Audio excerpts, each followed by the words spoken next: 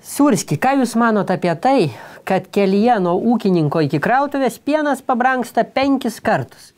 Eikit savo, 5 kartus pabrangsta pienas. Šitas baltas karvės tešmens syvas su laktozės prieskoniu ir pilvo putimu? Nu, kaip kam, aišku, bet vat, pasakykit man, vat, kaip nuo ūkininko iki krautuvės vat, pabrangsta 5 kartus? Nu, vat kodėl pabrangsta 5 kartus? Nu, palaukit, bet tai čia aš jūsų klausiu, nu tai kodėl?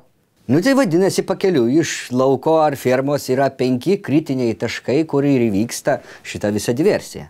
Nu, gali būti, nu, bet kaip susekti? Nu, elementariai. Reiškia, žiūrim, ką turim.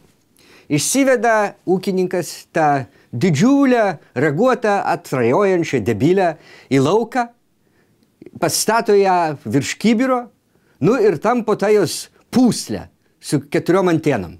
Tampo, kol ištampo visą tą, reiškiasi, išskiras iš jos tešmens, smirdančias laktozę, tą baltą visą smirdalą supila į bliūdą, kol ta debilė žiūri, ką jis ten daro ir atrajoja tą savo prakeiktą žolę.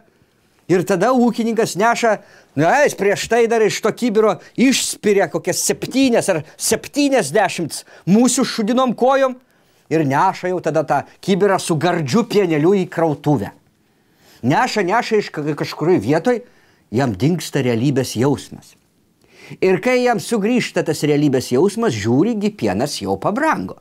Nu, viskas suprantama, dar kelis kartus praranda nuovoką ir atmintį, nu ir atsičiūchina ir žiūri, parduotuviai pienas 5 kart brangesnis. Nu, bet ką daryti?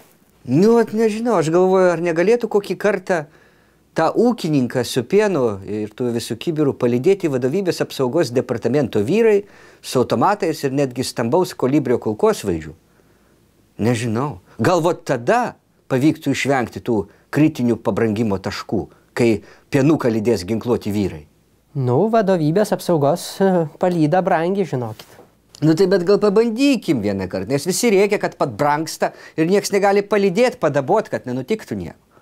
Gal sako ministrė Baltraitienė pati galėtų palydėti tą ūkininką su primilštuvę iki krautuvės?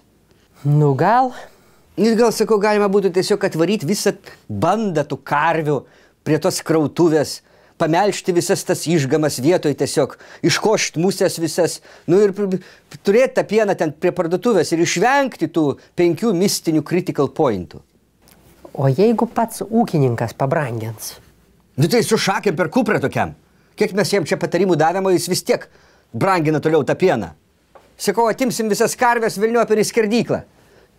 Ūkininką, ta prasme, skerdyklą.